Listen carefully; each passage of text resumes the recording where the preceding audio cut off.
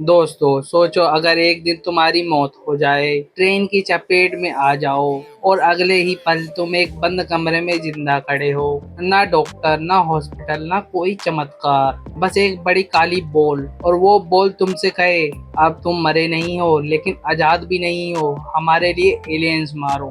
जीते रहो तो ठीक, मर गए तो इस बार हमेशा के लिए। तो यही कहानी है गेंट्स की। और यकीन मानो, ये कहानी इतनी इंटेंस है, इतनी डार्क है कि एक बार शुरू करोगे तो रुक नहीं पाओगे। तो चलो शुरू करते हैं। ये कहानी है दो दोस्तों की। केई कुरोनो एक सेल्फिश आम सा हाई स्कूल का लड़का, जिसे बस खुद की पड़ी है, दूसरों से कोई मतलब नहीं। और उसका पुराना दोस्त मसारू काटू बिल्कुल उल्टा, दूसरों के लिए सोचने वाला, हमेशा मदद करने वाला। एक दिन दोनों सबवे स्टेशन पर खड़े हैं, तभी एक नशे में धुत आदमी पटरियों पर गिर जाता है। ट्रेन आने वाली है।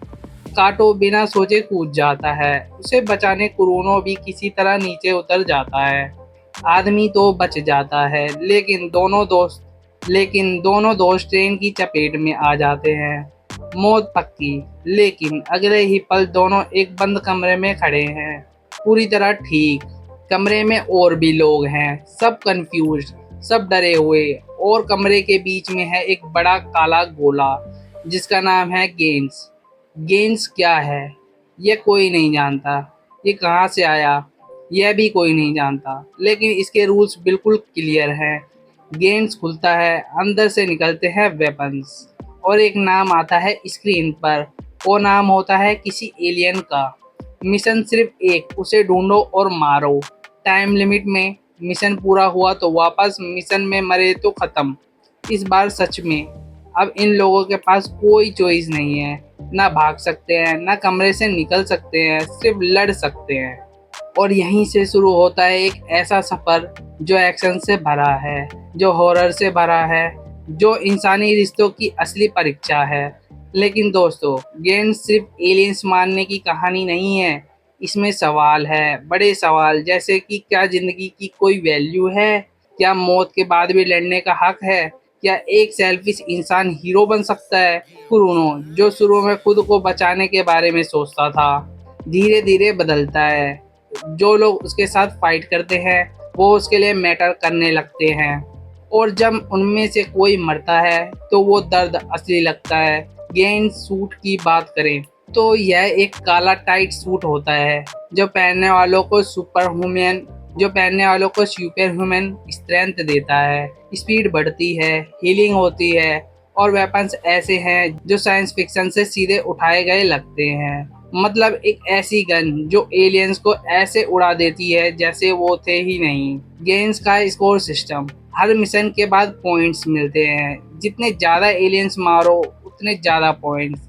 100 पॉइंट्स हो जाए तो 3 ऑप्शन मिलते हैं। पहला, खुद आजाद हो जाओ, मेमोरी मिटा दो, नॉर्मल जिंदगी वापस। दूसरा, किसी मरे हुए को वापस लाओ, उसे रिवाइव करो। तीसरा, एक नया पावरफुल वेपन मिलता है, यानी जितना लड़ो उतना चूज करने का मौका मिलता है। लेकिन दोस्तों, 100 पॉइंट्स तक पहुंचना आसान नहीं। 100 पॉइंट्स तक पहुंचना आसान नहीं, क्योंकि रास्ते में मौत हर कदम पर है। गेम्स में एलियन कोई कार्टून जैसा नहीं है। कुछ तो इतने बेचारे हैं कि पहली बार देखकर हंसी आ जाए, लेकिन अगले ही पल वह किसी को मार देते हैं और तुम रियलाइज करते हो यह मजाक नहीं है, ये सीरियसली डार्क है। एनिमे की बात करें तो गेम्स एनिमे 2004 में आई। कुल 26 एपिसोड है, 2 सीजन है, फर्स्ट स्टेज और सेकंड स्टेज। मांगा राइटर है हिरोया उकुल। एनिमे को गोंजो ने बनाया, और एक सीजीआई फिल्म भी है गेंस ओ, जो 2016 में आई, वो भी देखने लायक है। गेंस के बारे में एक बात और, ये एनिमे एडल्ट्स के लिए है। इसमें वायलेंस है, इसमें डार्क थीम्स हैं, जिंदगी और मौत को सीरियसली दिखाया गया है। और इसलिए जो लोग इसे देखते हैं वो कहते हैं कि यह उन्हें हिला देती है।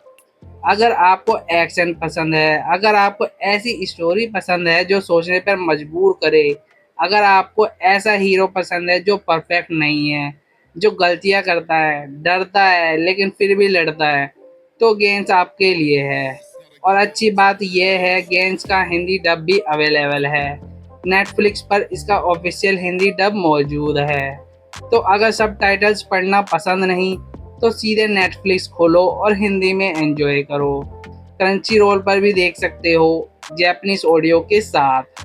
अगर आपने गेम्स नहीं देखा तो कमेंट में बताना आपका फेवरेट मिशन कौन सा था, और अगर अभी तक नहीं देखा तो एक मौका ज़रूर देना। फिर मिलते हैं अगले वीडियो में। बाय दोस्तों।